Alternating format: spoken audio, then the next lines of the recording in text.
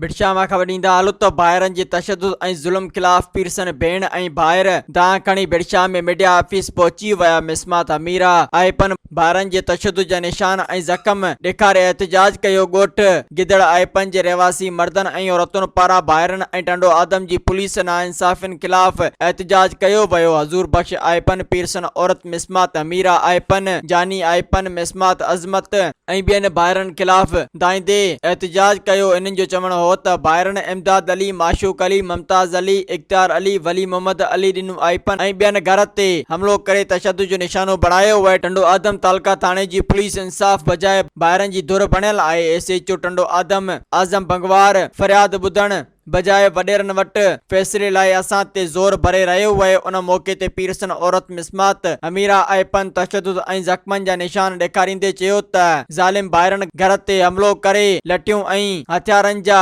किंदाक हणी ज़ख़्मी कयो। टंडो आदम तालका अस्पताल मां हैदराबाद रेफर कयो वियो। 2 ॾींहं हैदराबाद अस्पताल में हुयसि। मुज़ाहिरीन मुतालबो कंदे चयो त IG Sindh DIG Nawab Shah SSP Sanghar notice वठनि ऐं भाइरनि जे ज़ुल्म खां बचाए तहफ़्फ़ुज़ फराहम कयो वञे। Soomro wallpapers and PVC panel shop 3D wallpapers की वसी रेंज जो आपके घर को बनाए आपके ख्वाबों की तरह खूबसूरत।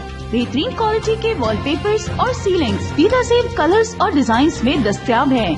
हैदराबाद, लतीफाबाद, कासमाबाद, जामशोरो, मीरपुर खास के साथ सिंध के मुख्तलिफ शहरों में सर्विस मौजूद है।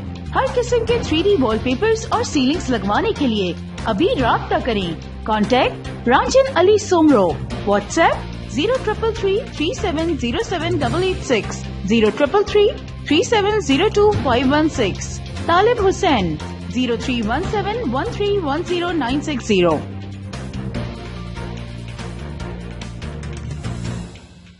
मज़ीद ख़बरनि ऐं तफ़सीलात लाइ विज़िट कयो असांजी वेबसाइट www.awamiNewsHD.com ऐं ॾिसंदा रहो अवामी न्यूज़ HD।